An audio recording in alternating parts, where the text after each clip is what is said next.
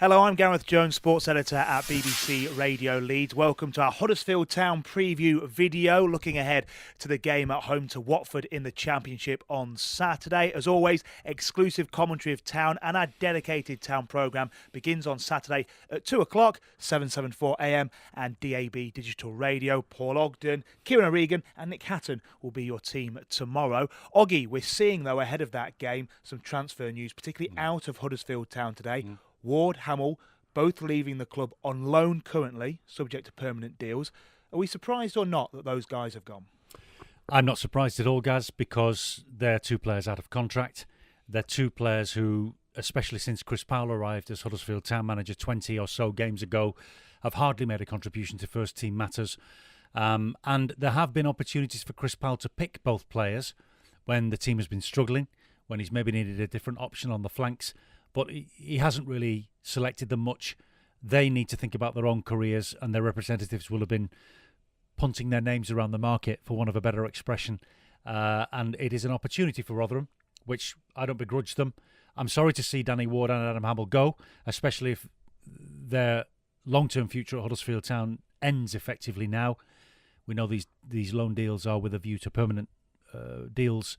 So Huddersfield Town have got to do something about what is a little bit of a flabby outer edge of the squad, consisting of players who have been deemed, perhaps not publicly, but have clearly been deemed as surplus to requirements by Chris Powell and his management team. You said maybe that squad's a bit flabby, so it's not guaranteed that 2 out means 2 in. But No. What is the impact of these two departures? Well, that's a very interesting question, Gaz. And the first thing to say is I don't think this is the end of departures from the squad. I think there are other players who Chris Powell will maybe be including on the bench, or might have been recent options from the development squad but are not featuring anymore, who may yet be allowed out on loan or even sold permanently. I'm just reaching for example names here. Dwayne Holmes, Paul Dixon, who seems to be second at best in the pecking order now behind Jack Robinson. Anthony Gerrard has to be perceived as perhaps surplus to requirements and only picked when absolutely necessary. I wouldn't be surprised if any of those players go out as well. I've named those because, like Hamill and Ward, they're out of contract at the end of the season. To answer your question, I'm afraid life at the moment at Huddersfield Town isn't so simple as to allow players to just come in and replace those who go. The reason for that, and this is my opinion only, is that I perceive Chris Powell to still be in the early days of his tenure as Huddersfield Town manager. And what that really entails is that he is still trying to find a consistent minimum standard in his squad. For every victory against Brentford and Bolton, there appears to be a glitch straight afterwards against Rotherham, where they blow 2 points, blow the victory, and particularly against Reading in the cup tie. What is he? He's into his 21st, 22nd game now as Huddersfield Town manager in all competitions.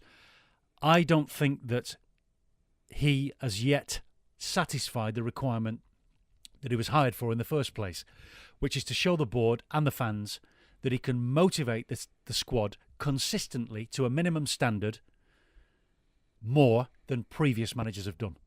Didn't hit those standards against Reading in a dreadful FA Cup game, but they did against Bolton. We must remember in the league, it was a victory last time Absolutely. out.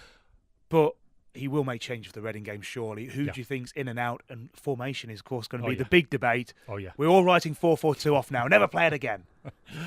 Well, the first thing to say is his formation and selection is dictated to some extent by Jonathan Hogg's absence. Hogg was sent off against Reading. And as it happens, Watford is a team that tends to have a highly populated midfield. And they're populated by very skillful players. Pudil wide on the left. There are many examples. I'm a particular fan of Alman Abdi, the Swiss-born player with the fantastic shooting technique, very little backlift, scores from outside the penalty area, especially against Huddersfield Town, I'm afraid. These players need to be stopped. And when you've got your King Ratter, Jonathan Hogg, suspended, you need to find a solution for that. It might, well, certainly minimum, you need Jacob Butterfield back in the team. Of course, he was on the bench against Reading last week. There might be a chance beyond Butterfield for an Oscar Goban.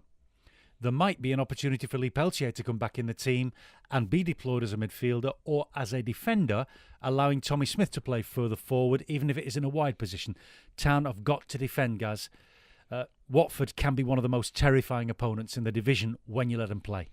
As we know, Town on their day can do it. Ask Nottingham Forest and people like that. So hopefully it's going to be a good day for Huddersfield Town. Couldn't get much worse than the Reading game, to be honest with you. Oggy, Nick and Kieran will join you on BBC Radio Leeds Saturday from 2 o'clock for exclusive Huddersfield Town commentary and dedicated pre- and post-match show. It starts at 2 o'clock on Saturday, 774 AM and DAB Digital Radio.